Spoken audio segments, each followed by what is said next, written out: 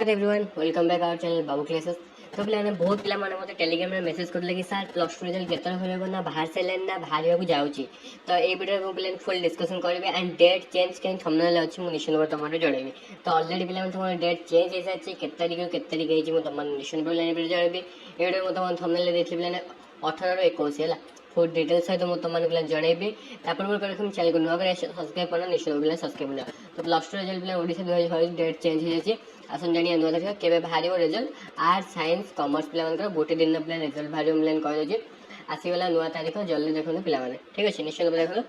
तो समस्त पिला कहि रहउ जे ऑलरेडी तुम मान डेट चेंज आज जोटा तुम 15 तारीख रिजल्ट बाहर मै थर्ड वीक पिला माने फर्स्ट दिन बाहर बोली बोर्ड ऑफ सेकंड सॉरी सीएचएससी कहि नथला। तो कमति तुम जानिबा ना फर्स्ट तुम मान क्रोम ओपन करा पड़ियो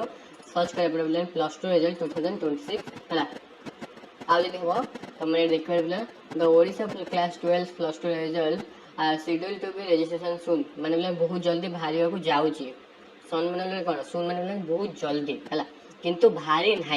बुझिपाल एंड तुम मैंने ये देखिपार है सीएचएससी प्लस 2 रिजल्ट देखिए कह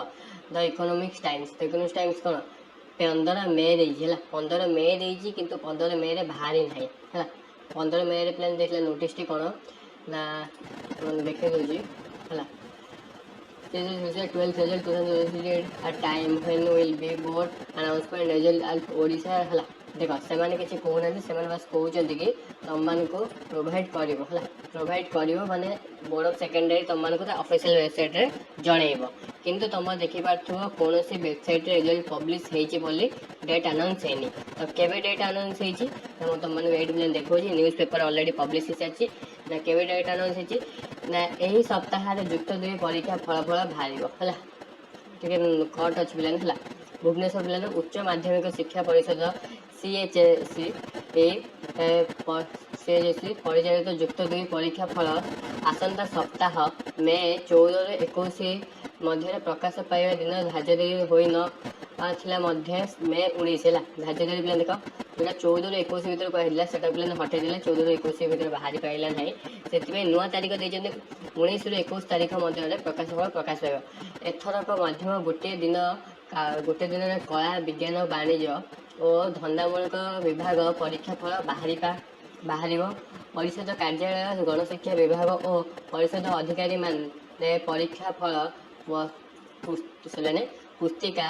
उन्नयन करेंगे यापर परीक्षार्थी www.odisha.result.nic.in माध्यम से रिजल्ट जानीपारे एसह परीक्षार्थी विद्यालय ई फेस और डिजिटल माध्यम परीक्षा फल उपस्थापन हेब एथरक युक्त 2 रे 135 परीक्षा केन्द्र